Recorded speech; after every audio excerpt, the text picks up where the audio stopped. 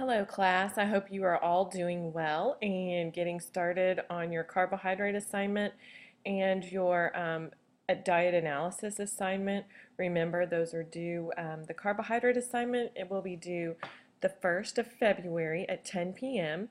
and your other assignment, the diet analysis assignment, is going to be due on February 5th at the beginning of class.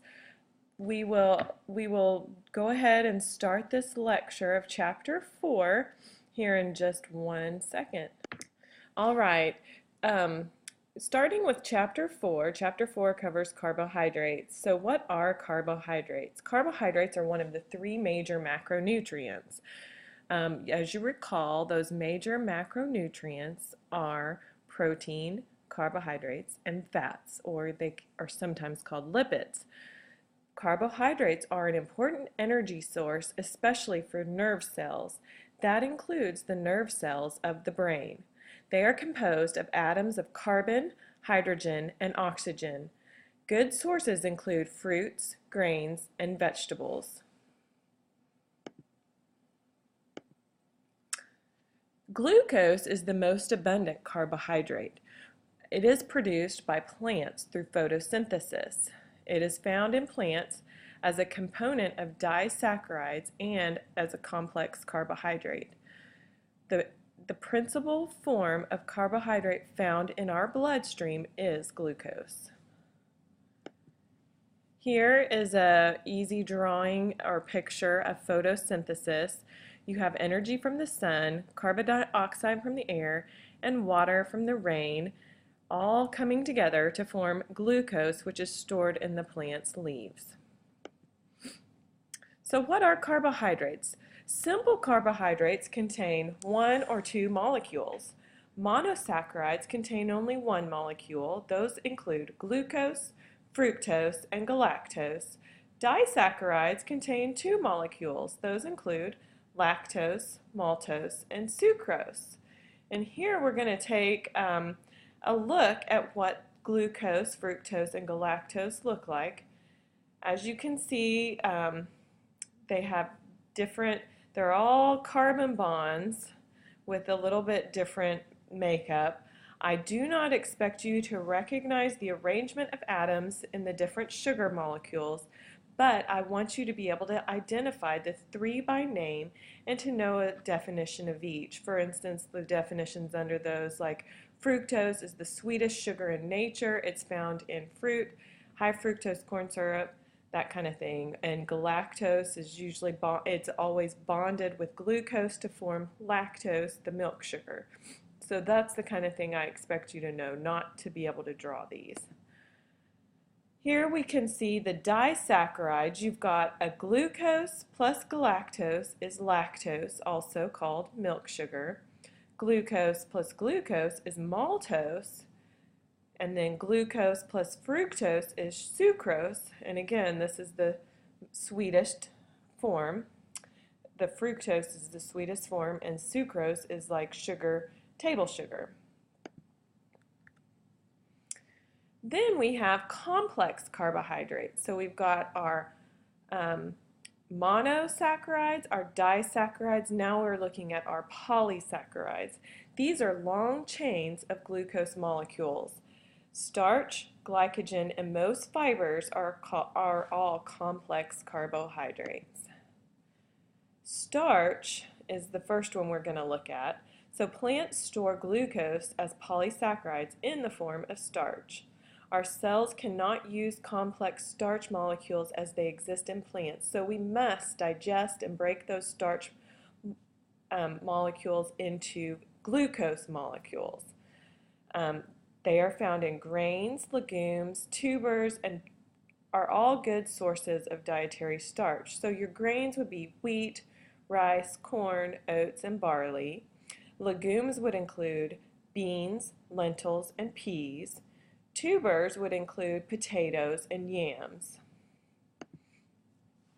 Glycogen is another complex carbohydrate. Animals store glucose as glycogen. It is stored in the liver and the muscles. We cannot count glycogen as a dietary source of carbohydrate because glycogen is not found in the food. It's just a stored form of carbohydrate. Another complex carbohydrate includes fiber. Dietary fiber is the non-digestible part of plants. This includes grain, rice, seeds, legumes, and fruits. Functional fiber is carbohydrate with known health effects, which is extracted from plants and added to foods. This includes cellulose, guar gum, pectin, and psyllium. You might find pectin, for instance, is used in jam or jelly to make it thicker. You'll find guar gum in a lot of recipes for allergy kids who can't have wheat, and guar gum is found in a lot of those. So anyhow, those are actually, they may look like they're food additives, but they are natural occurring fibers. So your total fiber is dietary plus functional. Dietary fiber is also classified by solubility. The first one we're going to look at is soluble fiber. So soluble fiber dissolves in water. It's easily digested by bacteria in the colon, and it's found in citrus fruits, berries, oats, and beans. Soluble fiber reduces the risk for cardiovascular disease and type 2 diabetes by lowering blood cholesterol and glucose levels. So soluble fiber is a very important fiber to ingest. Insoluble fibers do not dissolve in water. They are found in whole grains like wheat, rye, and brown rice, the husk of grains, and many vegetables. They promote regular bowel movements, alleviate constipation, and can reduce risk for diverticulosis. Carbohydrates provide energy. This energy fuels daily activity, it fuels your exercise, and it also helps preserve protein or spare protein for other uses. Protein can be used for energy, but it's broken down a little less. It's not broken down as easily as carbohydrate. So the first place that our bodies use energy is from carbohydrate. But if we're not consuming enough carbohydrate, if you're on a very low carbohydrate diet, then your body would break down protein for energy. Also, sources high in fiber reduce the risk for obesity. Each gram of carbohydrate has 4 calories. So remember, 4 calories per gram for carbohydrate. Red blood cells rely only on glucose for their energy supply. Both carbohydrates and fats supply energy for daily activities. Glucose is especially important for energy during exercise. During intense exercise, carbohydrate will supply 2/3 or more of total energy needed. If you are exercising at maximal effort, carbohydrate provides most of the energy your body requires. If you are physically active, it is important to eat enough carbohydrate to provide energy for your brain, red blood cells, and your muscles. We'll look more intently on the need of carbohydrate and exercise in Chapter 12. Interestingly, highly trained athletes can store more glycogen in their muscles than your average person does. Sufficient energy intake from carbohydrate is needed to prevent production of ketones as an alternate energy source.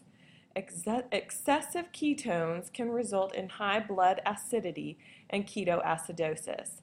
High blood acidity damages our body's tissues.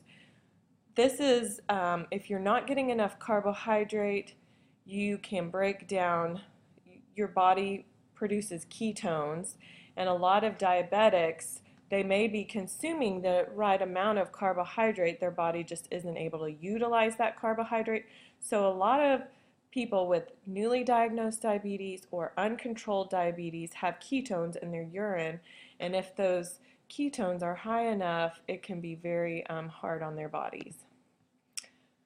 Fiber. Fiber may reduce the risk of colon cancer. It also may reduce the risk of heart disease. It can enhance weight loss, and it helps to prevent hemorrhoids, constipation, and diverticulosis. So looking further at fiber, here you can see that diverticulosis occurs when bulging pockets form in the wall of the small intestine. Here are those bulging pockets. These can become infected and inflamed when feces and fibrous material become trapped in the pockets. This causes diverticulitis. Here you can see where some of the feces has gotten caught in those pockets. This painful condition then must be treated with antibiotics or surgery.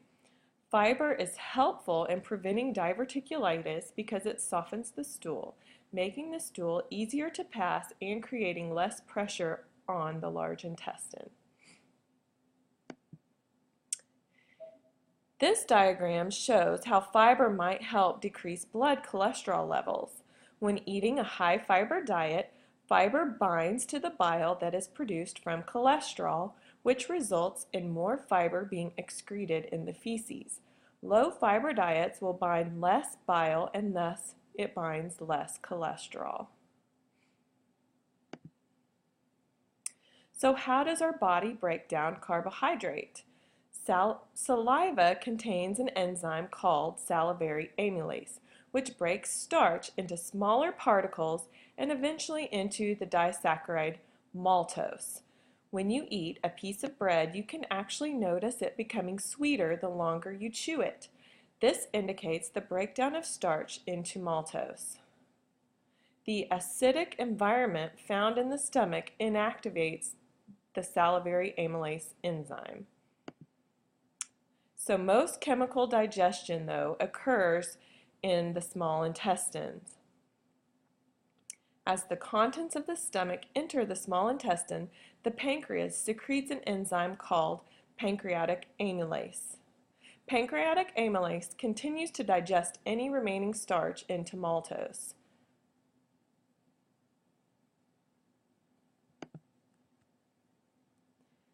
Additional enzymes secreted by cells that line the small intestine digest disaccharides into monosaccharides.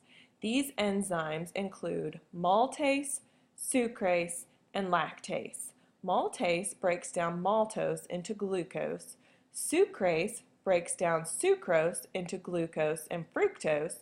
Lactase breaks down lactose into glucose and galactose. Monosaccharides are absorbed into the cell's lining in the small intestine, then they enter the bloodstream. Most monosaccharides are converted to glucose by the liver. Glucose is released into the bloodstream to provide immediate energy. Excess glucose is converted to glycogen and stored in the liver and muscles. Here you can see that glucose is stored as glycogen in both the liver and muscle. The stored glycogen in the liver maintains glucose between meals. Muscle glycogen provides immediate energy to the muscle during exercise.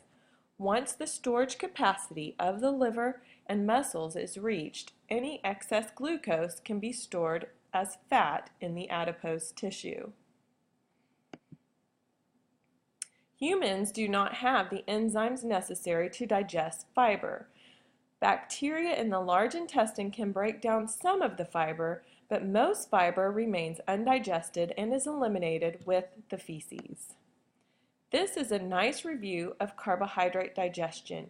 You can find this on page 117 of your textbook.